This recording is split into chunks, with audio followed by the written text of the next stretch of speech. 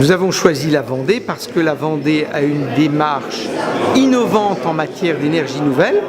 et parce qu'elle a répondu positivement à notre propre démarche de nous engager avec la Poste, les factrices et les facteurs dans la transition énergétique.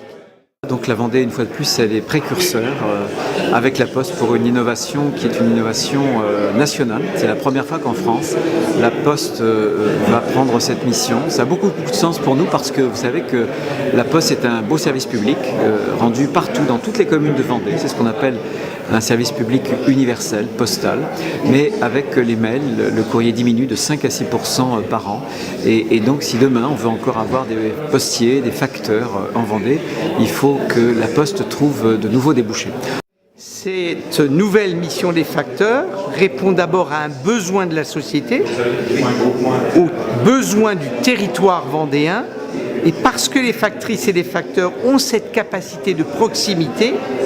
nous avons pensé qu'ils pouvaient aider les habitants de la Vendée et le territoire du département de la Vendée à s'engager dans la transition énergétique. C'est donc une nouvelle mission de proximité et de confiance pour les postières et les postiers.